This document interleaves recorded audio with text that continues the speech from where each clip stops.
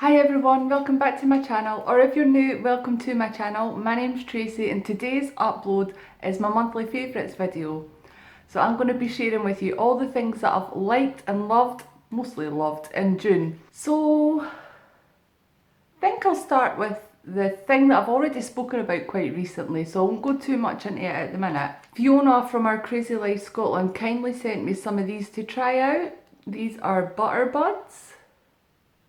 And if you're on Slimming World, one sachet of these is half a cent. So it's like an alternative to butter for your mashed potatoes or your baked potatoes or any other hot food, hot moist food that requires butter.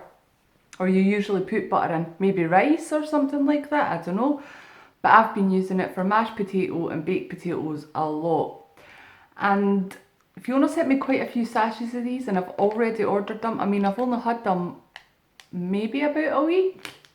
Yeah, just over a week I've had them and I've used most of them. Between Ali and myself, by the way, not just only myself. So I've ordered another couple of tubs to come because I will keep using them. And I don't even think I said what they were. Well, they're substitutes for butter, obviously. I've said that already, but they're actually butter flavoured granules. So they're like a powder, and that's why the food that you put it on has to be hot and moist, you know, so they melt in and they're not all powdery and gross. But I have been loving these since Fiona sent me them just over a week ago. They're absolutely amazing, a great substitute for butter. Brilliant in my baked potatoes because I really missed my butter in my baked potatoes. I haven't been too bad with it, to be fair, but mashed potatoes and baked potatoes, I've probably said that 6 million times already and it's not even 2 minutes into the video. But those are the ones that I really missed having butter in, so this has been a dream. I've been having lots of baked potatoes for my lunch in the last week. And while we're on the subject of food, another thing that I've been talking about a lot more recently in my meals of the week videos and things is the websites that I've been using to get some Slimming World recipe ideas. And recently, and maybe definitely the last month, so it's definitely a June favourite, Two Chubby Cubs. I have been loving a lot of their recipes. I think my favourite one from them was maybe the lemon chicken or the beef stroganoff. I can't remember where the beef stroganoff was. Maybe that was Slim and Eats or Pinch of Gnome. But the three ones that I've been using, Two Chubby Cubs, Slim and Eats and Pinch of Gnome, and I will link them all down below. I'm sure most of you who are doing Slimming World have already heard of those websites, but just in case you haven't, I will link them all down below.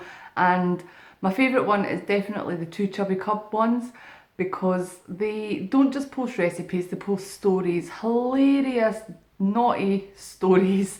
So I really love going on their website and just reading the stories, even if I'm not going to make the dish that I'm looking at, because you know, I don't eat a lot of fish dishes, but I'll still read the little story that's before it. So 100% recommend them if you're doing Slimming World. There's hundreds and hundreds of recipes on all three sites. And actually, if you're doing Weight Watchers as well, I think a few of the sites, definitely Pinch of Gnome. Pinch of Gnome have a lot of Weight Watcher recipes. I'm not too sure about Two Chubby Cubs or Slim and Eats, but I think they do. I think they do. But don't quote me on that. The next item that I'm going to talk about is a beauty item. Well, it's something for my hair. I mean, people that have watched my videos for a while, they'll know that since I got it cut, I've been obsessed with it. I don't think there's been a video, maybe my meals of the weeks, but any other video I've been obsessed with. I've always been mentioning my hair. Oh, did you know I got a haircut 6 weeks ago? Did you know that? Yes, so I've been obsessed with it since I got it cut and maintaining it and keeping it nice and healthy and blah de blah de blah. And I can't remember if this was the April box or the May box, but Birchbox sent me this, which is the Philip Kingsley Elasticizer, which I really looked forward to trying. I did say in the actual video when I opened the Birchbox that there's no way they would get me to pay full price for this, but this is so good. I'm actually almost finished. There's maybe one use left in that, but I've been using this once a week since I got it. I think it was May that I got it, and you just put it on. It's like a little hair mask. You put it on, leave it in for 20 minutes. So I put it on before I get in the bath, leave it on while I'm in the bath and that, and wash myself and have a little chill, and then I'll wash it all out and shampoo and condition it after. It's so good. I can totally tell the difference when my hair's had this in it. You know how most people hate their hair like the first day after a wash? Well, I love it when I've washed it with this the first day because it's so nice. It's not like fluffy or anything like that. It's just, I don't know how to describe it yet. I mean, my hair has been feeling really good since I got it cut, and I've been using the Tresemme shampoo and conditioner for heat. It's been feeling really good anyway, but when I put this in, it just feels so much nicer. I feel like it has a nice swish about it as well, and that when I style it, well, I don't style it, I just straighten it. When I style it the day after I've used this, or the same day that I've used this, it just holds it better. I think that's maybe what it's meant to do, but I just love it. This next item is a little bit random, but it's a clothing item, and I don't think I've shown a clothing item before in my monthly favourites, but I have been loving these jeans. Or jeggings. I think they might be jeggings, but I've been loving them so much. I've literally been living in them, and they're actually needing washed because I think I wore them for 4 days on the trot. And they're dirty because Diego jumped up on me. I've got dirty paw prints on them. These are from Primark. I got them, I want to say when I went to see Avengers Endgame. Was that when I got them? I think so. Yeah, start of May I think I got them.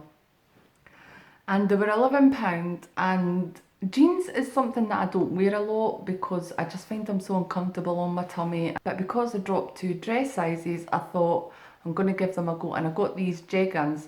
Like I said, they were £11. It doesn't actually say, you know, when you go into Debenhams or somewhere, they'll have like Joni jeans and stuff like that. It doesn't actually have anything like that. It just says the Denim Co. But they were £11, and these are size 14, and I swear to God they fit so nice. They're just like leggings. They're skin tight, they're lightweight, they're not heavy like normal jeans are, and they fit so perfectly in the leg, for me anyway. I like ankle grazer trousers and things like that. Skinny ankle grazer trousers. I don't like anything that goes right down to my foot or covers my foot. I mean, I got the hipsters and the bell bottom things all back in the day in the 90s when it was in fashion, but now I like the skinny ankle grazer length on my leg. And these just fit perfectly, and they don't fall down. They are elasticated, but they don't fall down, they don't twist. You know, when you're wearing skin tight jeans and things, the seam always ends up round the front. That doesn't happen with these. They're just so comfortable and lovely to wear, and I've had so many compliments as well on them because a lot of people seem to notice my weight loss more when I wear these, which is probably really why I love them so much. Because I'm obviously looking a lot slimmer in these than other trousers that I may wear. I'm just in love with these, and I do recommend them, and they're Primark as well. And sometimes things are a little bit hit and a miss in Primark. Like, I've had quite a lot of pyjamas and tops and that when you put them in the wash, the colour runs out, and I was worried that this was going to happen with them, so I did put them in a wash on their own, and the water was clear. There was no water coming out, there was no colour coming out in the wash and that, so they're brilliant and really good value. £11 is such a good price. It's a bargain. Okay, the last couple of things that I'm going to talk about are things that I've been watching. So my film of the month will come as no surprise to anybody who's been watching my videos over the last month. Film of the month is Toy Story 4. And I got it right that time because I usually always call it Toy Story 2. I don't know what it is, I just keep saying Toy Story 2. Toy Story 4 was lovely. It was just a typical Toy Story film.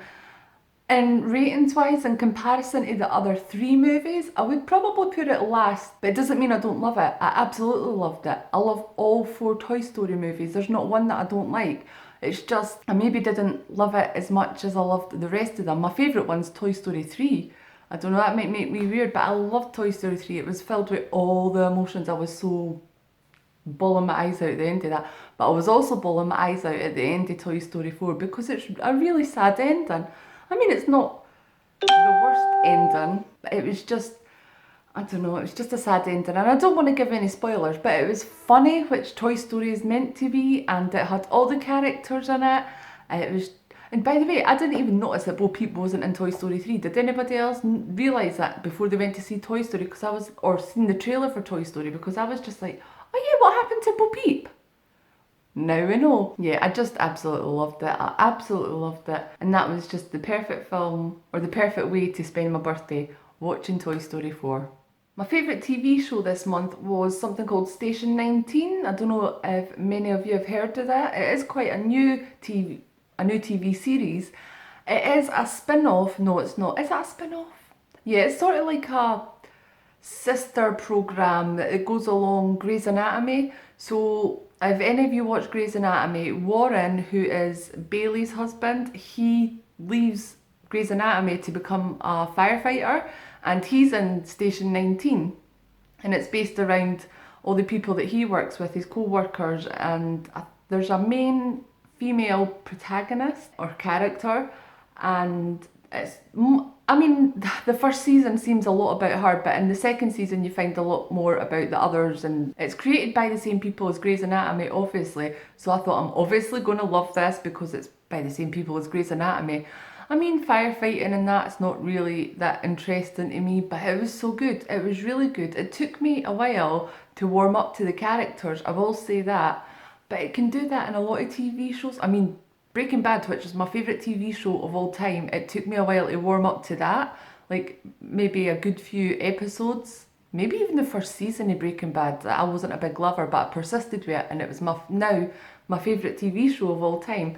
So I stuck with Station 19 for the first couple of episodes. I still don't think I've 100% warmed up to the main female lead character. I don't really like her very much, but I don't know if that's because they've written her that way or I just don't like her that much.